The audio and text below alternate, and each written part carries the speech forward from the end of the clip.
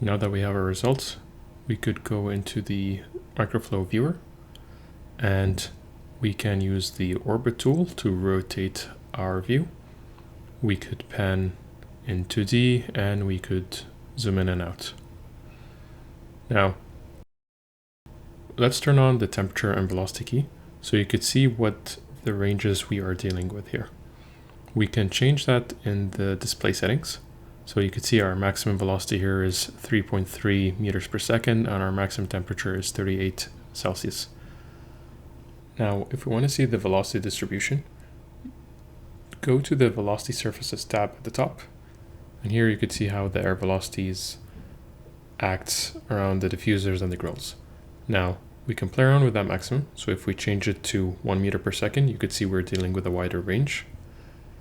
But let's change it back to 3 meters per second. And we could do the same thing for the temperature. So you could see it's reading 38 Celsius, but nowhere is it showing red. So let's narrow down our range to 26 because we know that's the leaving air temperature from our diffusers. So go ahead and click apply. And we could see the temperature uniformity throughout our space. Generally, when we're doing a CFD analysis, the air velocity and temperature are the two most important criteria we need to be looking at. But IES has a few results that we can monitor, including the local mean air range and the local air change effectiveness.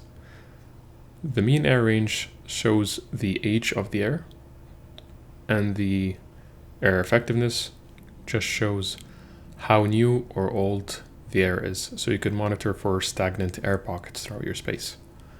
I personally never use these options, and our clients don't typically look for that in a CFD analysis.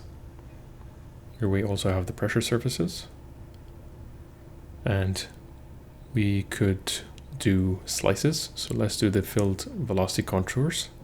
I usually like to do one in the XY grid and the other in either the X or Y and Z grid, just so we cover our bases. So now let's do the same for temperature. Let's click on Remove All Slices button. And let's do one for temperature.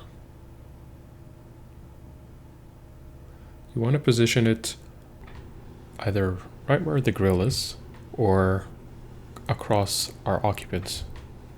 So we can rotate here and see how our patient is doing under the diffuser. Okay, and now let's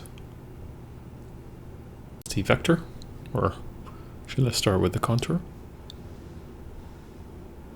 And we can position it right where the grill is. And vectors is useful because it shows directional arrows. And we could do one in the Y grid and see how that affects our occupants. Generally, what we're looking for here is we want to make sure that 50 feet per minute of air velocity isn't making its way to our occupants, because at 50 feet per minute, that's when people can start to feel the air.